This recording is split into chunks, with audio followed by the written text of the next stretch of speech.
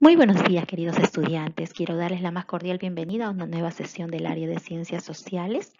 Sus docentes a cargo de quinto año de secundaria, licenciada Karina Mamani Villegas, y quien les habla en esta oportunidad, licenciada Rosario Vázquez Picón. El tema de esta semana es el regreso a la democracia en nuestro país, esperando que el tema sea de su completo agrado. En esta diapositiva vamos a conversar acerca de la situación significativa. Hemos visto que nuestro país a lo largo de su historia ha pasado por diferentes momentos y etapas en los cuales los gobernantes han tomado el poder a la fuerza, como lo hemos visto en las sesiones anteriores con el tema del gobierno revolucionario de las Fuerzas Armadas, ¿verdad? Que también en su afán de poder reactivar la economía de nuestro país implantaron diferentes medidas que consideraban oportunas en ese momento, pero también se hizo evidente un cambio en el cual ya los habitantes del país pedían que ser partícipes de la elección de su gobernante de manera democrática y de esta forma cambiar el contexto político de nuestro país. De acuerdo a ello, queridos estudiantes, reflexionemos. ¿Consideras que fue necesario el retorno a la democracia en nuestro país? ¿Cuáles fueron esos factores que permitieron el regreso a la democracia? Para lo cual también te voy a comentar el propósito de la sesión. El día de hoy argumentamos el regreso a la democracia en nuestro país, evaluando los cambios y las permanencias a nivel político, económico y social. Hemos estado conversando acerca del gobierno revolucionario de las Fuerzas Armadas en la sesión anterior, cuando hemos conversado acerca de dos militares, ¿verdad? Hemos conversado acerca del gobierno de Velasco Alvarado y del general Morales Bermúdez, que tomaron el poder para poder implantar una serie de medidas tratando de beneficiar la economía de nuestro país, pero también hemos visto cómo controlaron los medios de comunicación. Ahora nosotros vamos a conversar acerca del retorno a la democracia, pero lo primero que vamos a hacer es poder diferenciar estos términos. Vamos a diferenciar qué es democracia y qué es dictadura. ¿Has escuchado anteriormente estos términos? ¿Mm? Vamos a ver, democracia, ¿qué es democracia? Democracia es participar, elegir libremente a nuestro gobernante, que todos podamos participar en la elección de nuestro líder, de nuestro gobernante, de nuestros líderes políticos responsables de las acciones del pueblo. En una dictadura, el gobierno solamente se está centrando en una sola persona que no ha sido elegida por libre elección, sino que ha obtenido el poder, el gobierno, a través de la fuerza. Entonces, nosotros lo que vamos a hacer aquí es diferenciar estos términos para poder responder nosotros ¿por qué crees que vivimos en democracia actualmente? ¿Y cómo fue que llegamos a ella? ¿Cómo llegamos a esta democracia después del gobierno revolucionario de las Fuerzas Armadas? Queridos estudiantes, en esta diapositiva vamos a ubicarnos en el tiempo. Como ustedes podrán observar en la línea de tiempo, tenemos el periodo de gobierno de dos presidentes. Fernando Belaúnde Terry en su segundo gobierno y el primer gobierno de Alan García. Con estos gobernantes se retornó a la democracia. Pero vamos a recordar un poquito las sesiones anteriores. Recuerden que tras el golpe de Estado al presidente Fernando Belaúnde Terry, esto es en su primer gobierno, entre los años de 1968 a 1980, se desarrolló el gobierno revolucionario de las Fuerzas Armadas. Recuerdan que lo vimos la sesión pasada y que se realizó esta dictadura militar en dos fases. En la primera fase teníamos a quién? A Juan Velasco Alvarado y en la segunda fase al general Francisco Morales Bermúdez, ¿verdad?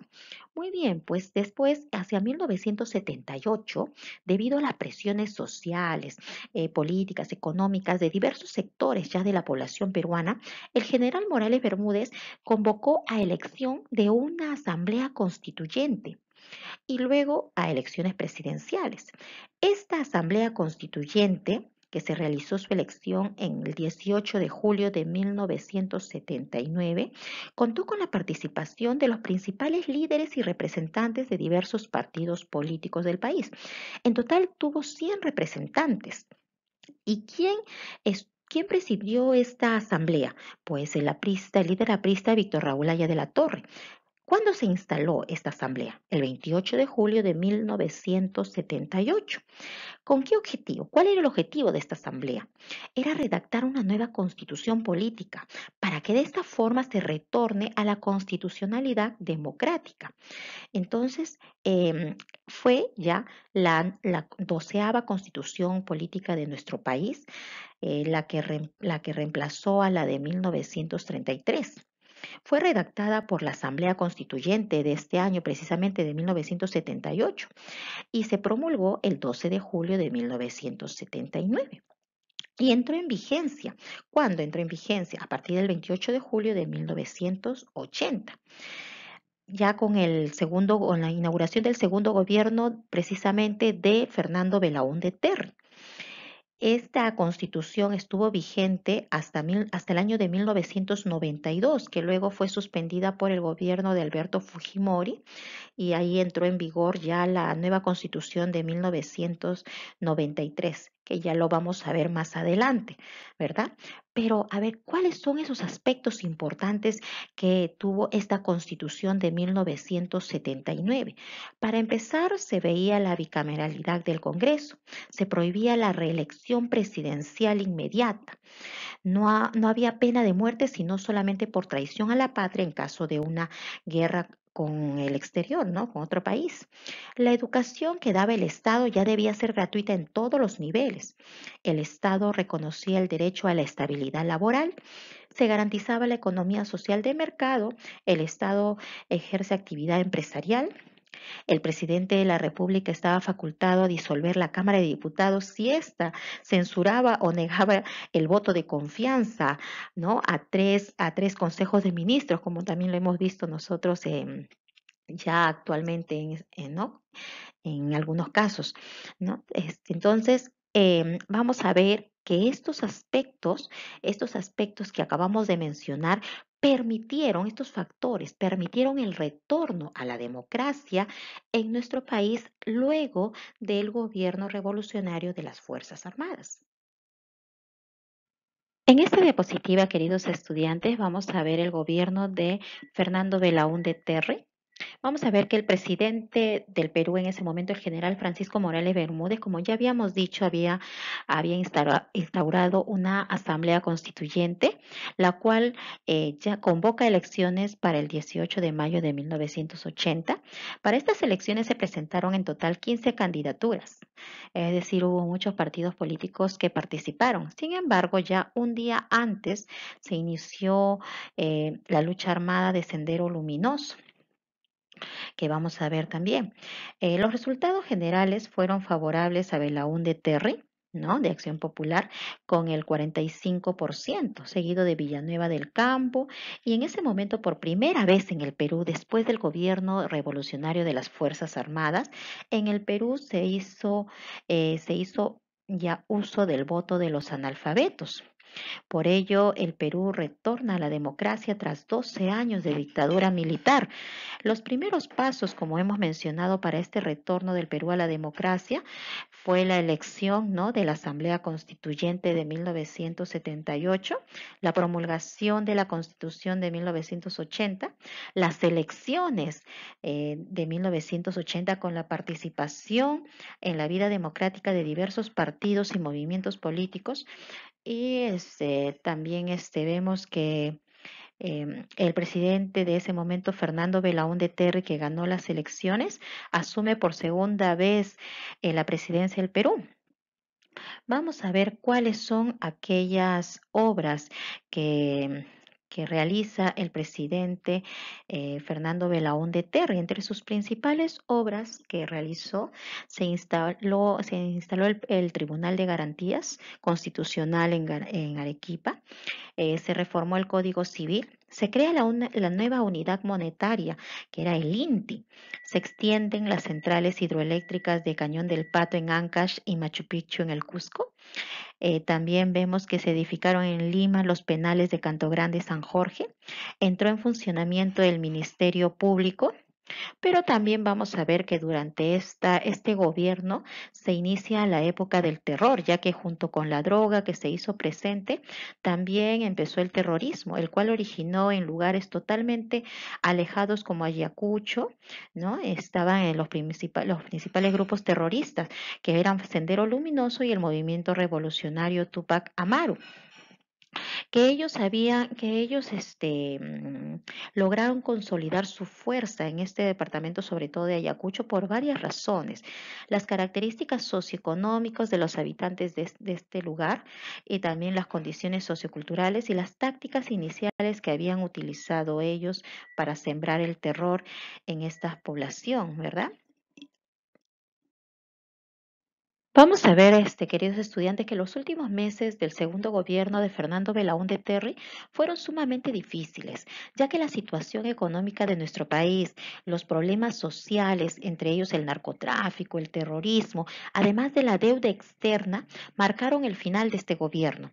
El desprestigio que tuvo este gobierno fue muy grande, ya que se voceaba que el nivel de corrupción al que había llegado era uno de los principales factores de la pérdida de confianza que la sociedad tenía o que veía en el gobierno y en las instituciones que lo dirigían. En todo caso, el triunfo aprista, en el fondo, fue producto del descontento popular de la población de querer ver una nueva figura en el gobierno que pudiera resultar realmente una promesa para una vida mejor en nuestro país. Aquí vamos a conversar, queridos estudiantes, acerca del gobierno de Alan García Pérez en 1985 y 1990.